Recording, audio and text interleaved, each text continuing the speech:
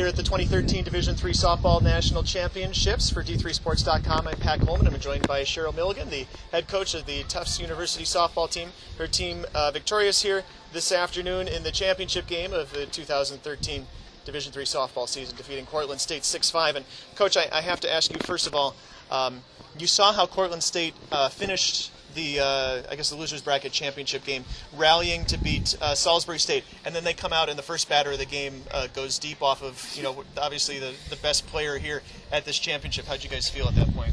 I definitely felt like we had kind of a goal that we had talked about, just breaking the momentum. They had come off a great game for them, and we kind of wanted to make sure that momentum didn't roll them into game two. Obviously, that was not accomplished with that first pitch, but I think in our minds, one run's not going to beat us. So we felt very much still that we still had a ball game in front of us. It just was one thing off the checklist that wasn't quite happening. So had to pull ourselves together pretty quickly there. And in fact, I think probably a lot of people felt when you guys took a 3-1 lead that it was going to be really tough for Cortland to come back and score 4 off of Allison Fournier this afternoon, but they had some success against her. They sure did, yeah. They had started with a little success yesterday. They played her hard for sure. This is the first time, I think, ever in her career that we've seen her give up 5 earned runs, so kudos to them for sure. She pitched tough when she needed to, and enough to squeak by with that win, and obviously that's what we needed her to do. I mean, we forget that she's still only a sophomore, and we certainly expect a lot of her, and put her out there in a lot of tough situations, and don't necessarily give her a whole lot of help sometimes. I think we've given her a little better defense out there today as well, but she pitched a pretty gutsy performance, and I think has continued that all week. So you entered the weekend 42-3 with a young team that hadn't faced a whole ton of adversity, at least in the win and loss column.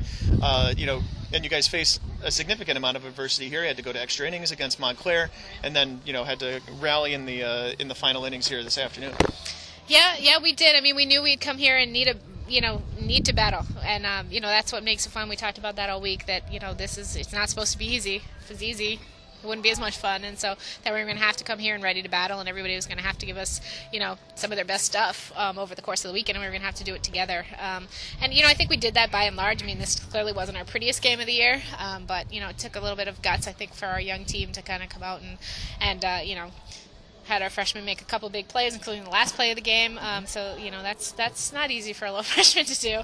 And again, with really just one senior on the field, I think we did a pretty good job of playing to the end. So Tufts has gone deep into the tournament before, obviously, and sometimes in any sport it takes a little bit of luck to win a national championship, not just all the skill and the talent and the best coaching in the world, but a little bit of luck. And so sometimes when coaches win that first national championship, they think, this is obviously a great season, but it wasn't necessarily our best team in the team sense. How do you feel about how this team stands up?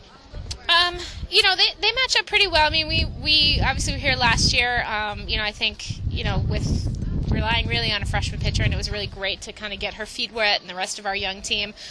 We were 9. I think we had a very strong team with a lot of seniors on it, and I think that's the biggest difference between this year's team and that 09 team is that they were a very senior dominated team, and we're kind of ready to go. I think we didn't catch a whole lot of breaks, and I think in some ways didn't play our best games in a couple situations, but we had a decent national championships weekend. This team I think is special in that they've really come together really well, and I credit that to our seniors and our captains in general. They've just done a great job of kind of making everybody feel like they have a part to play. We got through a lot of injuries this year, had to kind of go through a lot of ups and downs, as you said, not with the win-loss column so much, but having to pull out those wins without maybe our best lineup a lot of the time. So. And of course, there's a lot going on for you personally between now and next spring.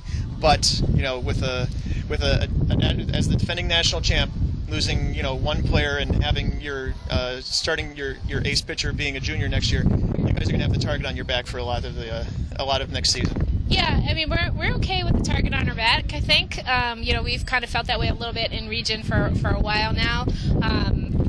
But we will absolutely miss. I mean, not just Emily on the field every day, glove and bat, but I think there are other 3 seniors too that we'll be losing.